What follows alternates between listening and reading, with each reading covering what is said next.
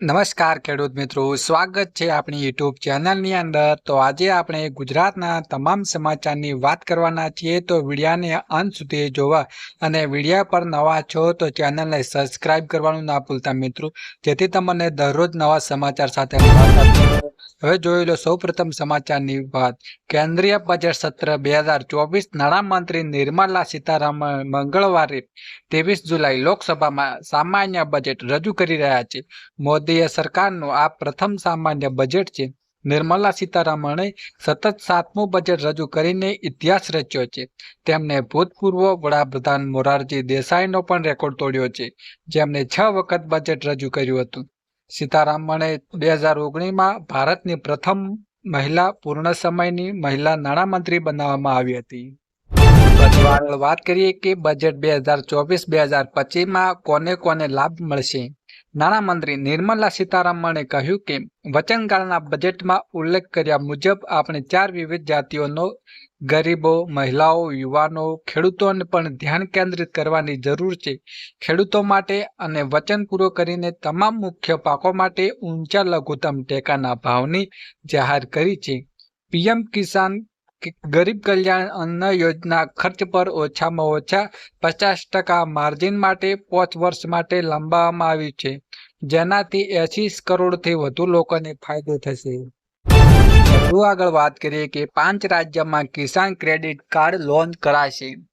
કેન્દ્રીય નાણામંત્રી નિર્મલા સીતારામણે આજે રાજકીય વર્ષ 2024-25 માટે સામાન્ય બજેટ રજૂ કર્યું। આ બજેટમાં ખેડૂતો પર વિશેષ ધ્યાન આપવામાં આવ્યું હતું। બજેટમાં ખેડૂતોને ઘણી ભેટ મળી છે, જેમાંથી એક સારા સમાચાર પીએમ કિસાન ક્રેડિટ કાર્ડને લઈને પણ આવ્યા છે। નાણામંત્રીએ કહ્યું કે દેશના 5 રાજ્યોમાં જનસંમત આધારિત કિસાન ક્રેડિટ કાર્ડ જારી કરવામાં આવશે। કિસાન ક્રેડિટ કાર્ડ યોજના ખેડૂતોને ઓછા વ્યાજે લોન આપે છે। આ ટૂંક ગાળાની લોન ખેડૂતોની આર્થિક જરૂરિયાતોને પહોંચી વળવા મદદ કરશે। ઓછા વ્યાજના કારણે ખેડૂતોને લોન પર ઓછું વ્યાજ ચૂકવવું પડશે। કિસાન ક્રેડિટ કાર્ડ યોજનાને ખેડૂતોને કૃષિ કામગીરી માટે આર્થિક સહાય પૂરી પાડવા માટે શરૂ કરવામાં આવી હતી। આ યોજના હેઠળ ખેડૂતોને 4% વ્યાજ દરે 3 લાખ રૂપિયા સુધીની લોન મળે છે। ખેડૂતોને શાહકારો પાસેથી મળતી લોન કરતાં પણ આ લોન ઘણી સસ્તી છે। કિસાન ક્રેડિટ કાર્ડ યોજના હેઠળ ખેડૂતને પણ સરળતાથી લોન મળી શકે। આગળ વાત કરીએ કે એમએસપી પર કોઈ જાહેરાત નથી। ખેડૂતોની સૌથી મોટી માંગ એમએસપીને લઈને બજેટમાં કોઈ મોટી જાહેરાત કરવામાં આવી નથી। નાણામંત્રી નિર્મલા સીતારામણે કહ્યું કે સરકારે 1 મહિનાના પહેલા લગભગ તમામ મુખ્ય પાકો પર એમએસપી વધારવાની જાહેરાત કરી હતી। આ ઉપરાંત ખેડૂતોને આપવામાં આવતી સન્માન નિધિ પર વધારો કરવામાં આવ્યો નથી। આ માત્ર 6,000 રૂપિયા જ રહેશે। આગળ વાત કરીએ કે ભણવા માટે મળશે 10 લાખ સુધીની લોન। ઉચ્ચ શિક્ષણ માટે 10 લાખ રૂપિયા સુધી લોન રૂપે નાણાકીય સહાય આપવાની જાહેરાત બજેટમાં કરવામાં આવી છે। ઉલ્લેખનીય છે કે લોકોને સરકારની યોજનાઓ હેઠળ કોઈ લાભ નથી મળી રહ્યો। તેમને દેશભરની સંસ્થાઓ માટે પ્રવેશ માટે લોન મળે છે। સરકાર લોનની રકમ 3% સુધી આપશે। આ માટે કોઈ વાઉચર રજૂ કરવામાં આવશે, જે દર વર્ષે 1 લાખ વિદ્યાર્થીઓને આપવામાં આવશે। આગળ વાત કરીએ કે સસ્તું શું થયું। સોના અને ચાંદી પર 6% ઓછી ક્યુટી, પ્લેટિનમ પર 6.4% ક્યુટી ઘટાડી હતી। કેન્સરની દવાઓ થતી સસ્તી। મોબાઈલ ફોન, ચાર્જર ડ્યુટી 15% ઘટાડી। 25 મહત્વપૂર્ણ ખનિજો પરની ક્યુટી નાબૂદ। માછલી, ખોરાક, શાકભાજી, ચામડાની વસ્તુઓમાં ચામડાના ચંપલ, પર્સ સસ્તા। રાસાયણિક, પેટ્રોકેમિકલ, એક્સેસરીઝમાં મશીનો સસ્તા થશે। મોબાઈલ ફોન પાર્ટ્સ સસ્તા થશે। સોલાર પેનલ સસ્તી, સોલાર સેલ સસ્તા, ઇલેક્ટ્રિક કાર સસ્તી, ઇમ્પોર્ટેડ જ્વેલરી સસ્તી। વાત કરીએ કે શું મોંઘું થયું। પ્લાસ્ટિકની ચીજ વસ્તુઓ પર આયાત ક્યુટી વધારી। પેટ્રોકેમિકલ, એમોનિયમ નાઇટ્રેટ પર કસ્ટમ ક્યુટી વધી। પીવીસી, હવાઈ મુસાફરી મોંઘી। સિગારેટ પણ મોંઘી થઈ ગઈ છે। ટેલિકોમ ઉપકરણો પણ મોંઘા થઈ ગયા છે મિત્રો। આગળ વાત કરીએ કે આ બજેટ દેશના વિકાસને લઈને ઊંચાઈ મળશે. પીએમ મોદી. વડાપ્રધાન નરેન્દ્ર મોદીએ કેન્દ્રીય બજેટ પર પ્રતિક્રિયા આપતા કહ્યું કે દેશને વિકાસની નવી ઊંચાઈઓ પર લઈ જનારા આ બજેટ માટે હું દેશવાસીઓને અભિનંદન આપું છું કે આ બજેટ સમાજના દરેક વર્ગોને શક્તિ આપશે. આ બજેટ ગામ, ગરીબ, ખેડૂતોને સમૃદ્ધિની રાહ પર લઈ જશે. બજેટથી શિક્ષા, કૌશલ્યની નવી ઊંચાઈ મળશે. મધ્ય વર્ગના નવી તાકાત મળશે.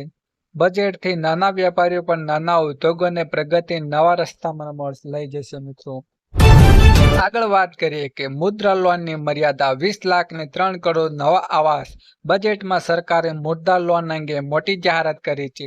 મુદ્રા લોનની મહત્તમ રકમ 10 લાખ રૂપિયા હતી, તે વધારીને 20 લાખ રૂપિયા કરવામાં આવી છે.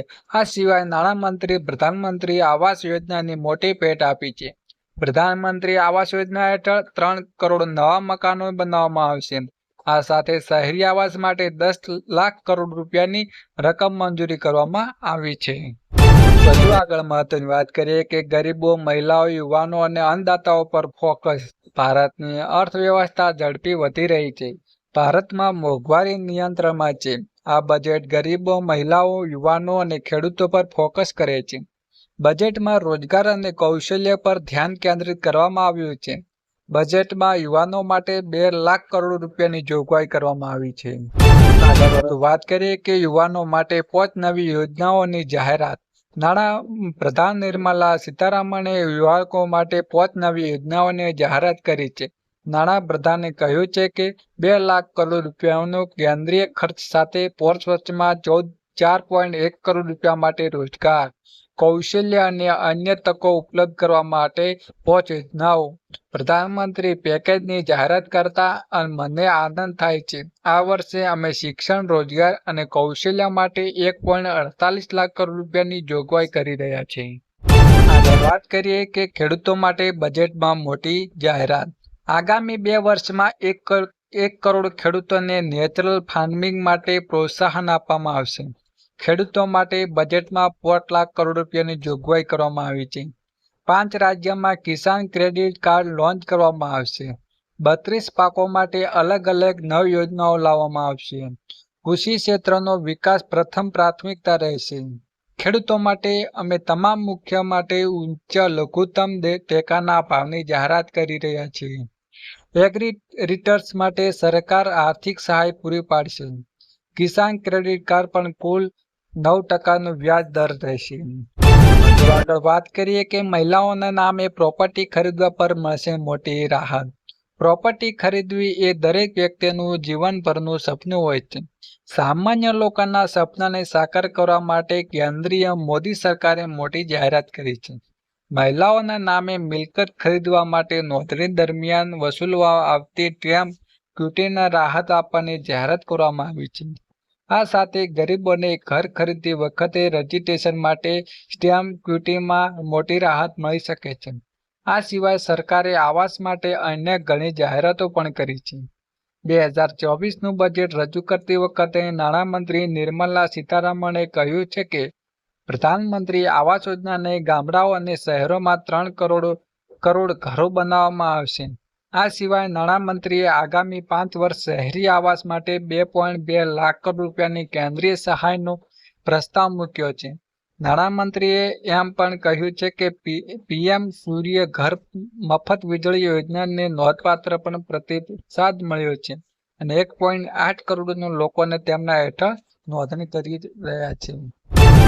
આગળ વાત કરીએ કે નવી પેન્શન સ્કીમ પર નાણામંત્રી નિર્મલા સીતારામનની મોટી જાહેરાત. નાણામંત્રી નિર્મલા સીતારામણે સરકારી કર્મચારીઓને રાહત આપતા ન્યૂ પેન્શન સ્કીમને લઈને મોટી જાહેરાત કરી છે.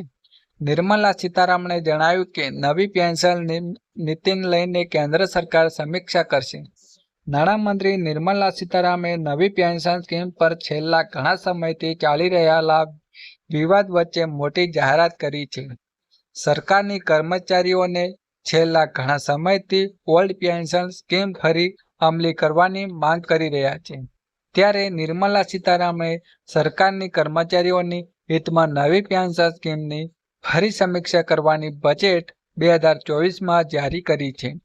નાણામંત્રીએ જણાવ્યું છે કે નવી પેન્શન સ્કીમને લઈને ચાલી રહેલા વિવાદના સમાધાન માટે એક કમિટી બનાવવામાં આવશે, જેમાં તમામ કર્મચારીઓને રજૂઆતને ધ્યાનમાં રાખીને ફેરફાર કરવામાં આવશે. વધુ આગળ વાત કરીએ કે પ્રથમ નોકરી પર મોદી સરકાર આપશે ₹15,000. નાણામંત્રીએ યુવાનોને મોટી ભેટ આપી છે.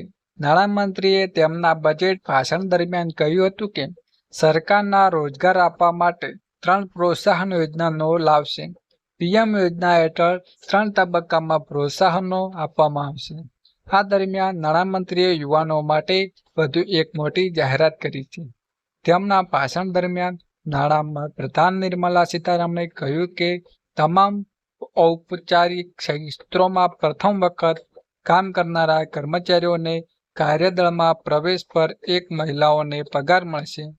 1 મહિનાના પગારનું ડાયરેક્ટ બેનિફિટ ટ્રાન્સફર ₹15,000 સુધી 3 હપ્તા આપવામાં આવશે. પ્રથમ વખત નોકરી શોધનારાઓ માટે જો તમારે પગાર ₹1,00,000 ઓછો હોય તો આ લાભ મેળવી શકાય છે.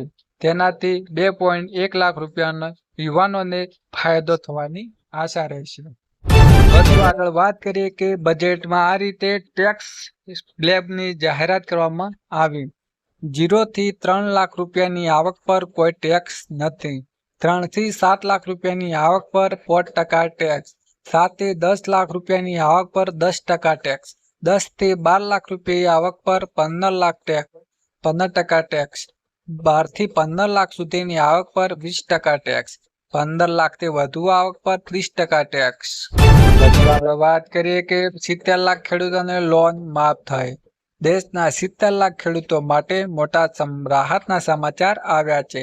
દક્ષિણ ભારતના સરકારે કૃષિ લોન માફી યોજના શરૂ કરી છે. પ્રથમ તબક્કામાં યોજના હેઠળ 1 લાખ રૂપિયા સુધીની લોન ધરાવતા ખેડૂતોના ખાતામાં 6.98 કરોડ રૂપિયા જમા કરવામાં આવ્યા હતા. તેમણે તેલંગાણાના રાજ્યના સચિવાલયમાં આયોજિત એક કાર્યક્રમમાં કેટલાક ખેડૂતોને ચેક આપવામાં આવ્યા હતા. વિડીયો કોન્ફરન્સ દ્વારા કેટલાક ખેડૂતો સાથે વાત પણ કરવામાં આવી હતી. તેલંગાણાના મુખ્યમંત્રી રેવંત રેડ્ડીના જણાવ્યા અનુસાર 11 લાખ ખેડૂતોને લાભ આપવા માટે બેંકે 1.98 કરોડ રૂપિયામાં આપ્યા હતા, જે કૃષિ લોન માફી યોજના 3 તબક્કામાં પૂર્ણ કરવામાં આવશે. તેમણે કહ્યું કે બીજા તબક્કામાં 1.8 લાખ રૂપિયા સુધીની પાક લોન જુલાઈ અંત સુધી માફ કરવામાં આવશે, જ્યારે ત્રીજા તબક્કામાં 2 લાખ રૂપિયા સુધીની લોન ઓગસ્ટમાં માફ કરવામાં આવશે. વાત કરીએ કે પીએમ કિસાન યોજનામાં ફેરફાર. પ્રધાનમંત્રી કિસાન સન્માન નિધિ યોજનાના લાભાર્થીઓ માટે મોટા સમાચાર. 17મા હપ્તા પછી 18મા હપ્તાની રાહ જોઈ રહેલા રકમ 9 કરોડ ખેડૂતોને જલ્દી સારા સમાચાર મળી શકે. મીડિયામાં કરતા અહેવાલો અનુસાર મોંઘવારીને જોતા કેન્દ્ર સરકાર પ્રધાનમંત્રી કિસાન સન્માન નિધિનો હપ્તો વધારવા પર વિચાર કરી રહી છે. સરકાર ટૂંક જ સમયમાં કિસાન સન્માન નિધિ યોજના હેઠળ ખેડૂતોને આપવામાં આવતી વાર્ષિક ₹6,000ની રકમ વધારી શકે છે. આગળ વાત કરીએ કે સ્માર્ટ મીટર લગાડવાની કામગીરી સ્થગિત, લોકોમાં ખુશીની લાગણી.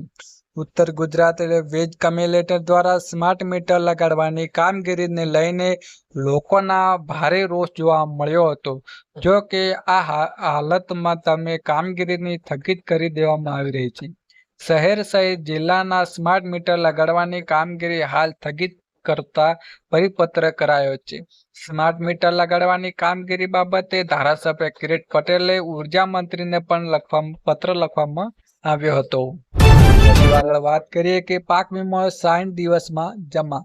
2018માં શરૂ થયેલા લડત પર 2024માં રંગ લાવી અને ન્યાય મળ્યો. 2018માં જ્યારે બનાસકાંઠા જિલ્લાના લગભગ દુકાળની સ્થિતિ હતી, એવા સમયે વીમો કંપનીઓએ સાબિત કરી દીધું અહીં નુકસાન છે નહીં. 66 ખેડૂતો મંડળીઓની વીમા કંપનીઓ સામે ગ્રાહક સુરક્ષા કોર્ટમાં ગઈ હતી.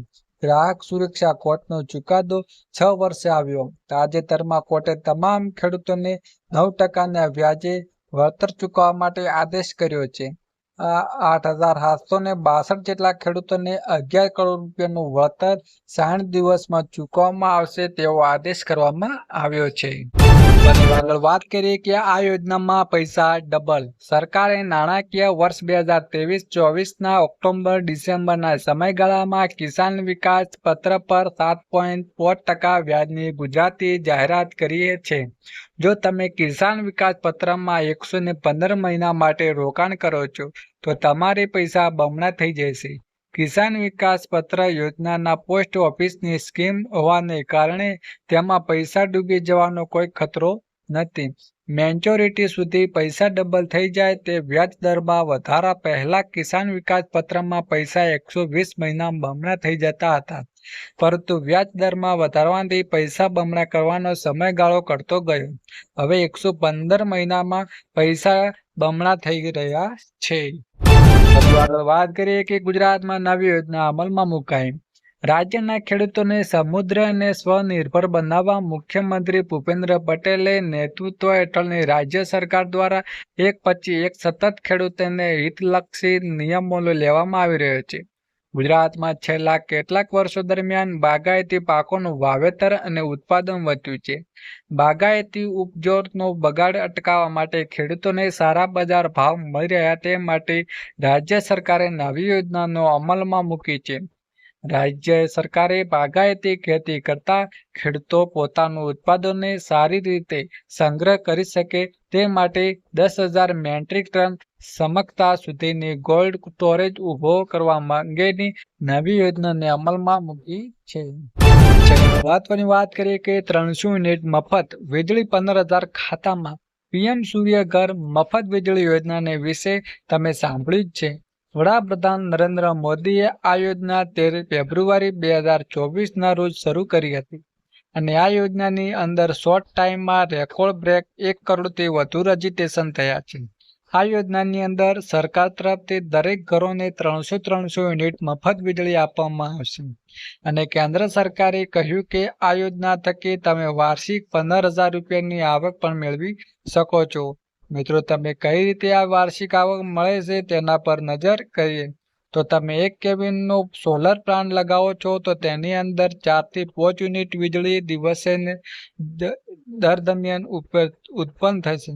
આ રીતે સ્થિતિ જો તમે તમારો મોટો પ્લાન લગાવો છો, 3 કેવીનો પ્લાન લગાવો છો તો તેની અંદર દરરોજ લગભગ 15 યુનિટ જેટલી વીજળી ઉત્પન્ન થશે, એટલે કે દર મહિને 450 યુનિટ વીજળી ઉત્પન્ન થશે. જો તમે આ વીજળીનો ઉપયોગ કરો છો તો ઠીક, બાકી એ વીજળી તે સરકાર ખરીદી લેશે અને એમના પૈસા તમને આપશે. સરકારનું કહેવું છે કે આ વીજળીથી તમે 1 વર્ષમાં લગભગ 15,000 રૂપિયાની સહાય મળી શકે.